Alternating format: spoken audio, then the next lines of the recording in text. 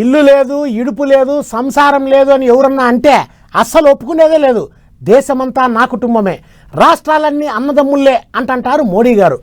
ఏడ మీటింగ్ పెట్టినా అంతా నా వాళ్ళే, తాను అందరికీ చుట్టాన్నే అంటాడు. ఎన్నికల ప్రచారంలో కూడా సారు ఏ మాటలు గట్టిగా వినిపించినాడు. అందుకేనేమో సీట్లు కాస్త అటు ఇటు అయినా ముచ్చటగా మూడోసారి కూడా మన ప్రధానమంత్రి మోడీ గారే అయినారు. ఢిల్లీలో పట్టాభిషేకం గ్రాండ్గా జరిగింది. పదండి పోయేద్దాం.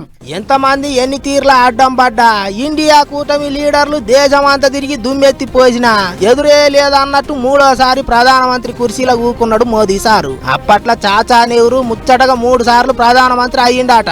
ఇక ఇప్పుడు మళ్ళా మోదీ సారు దేశానికి ఎమ్మటెమ్మటే 3 సార్లు ప్రధానమంత్రి అయ్యిండు. దేశాన్ని ముంగటికి నడిపిస్తా అన్నట్టు ముచ్చట్లు గట్టిగానే చెప్పిండు సారు. नरेंद्र दामोदर दास मोदी ईश्वर की शपथ लेता हूं कि मैं विधि द्वारा स्थापित भारत के संविधान के प्रति सच्ची श्रद्धा और निष्ठा रखूंगा। मैं भारत की प्रभुता और अखंडता అక్షుణ్ణ రఖుంగా.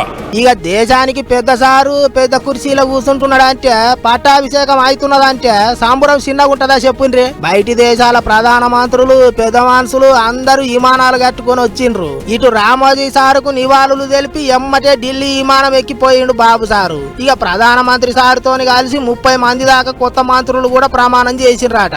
అందులో మనోళ్ళు కూడా ఉన్నారు. కరీంనగర్ కెళ్ళి ఎంపీగా గెలిచిన బండి సారు, సికింద్రాబాద్ కెళ్ళి గెలిచిన కిషన్ రెడ్డి సారు సెంటర్ లో మంత్రి పదవులు వచ్చినాయి.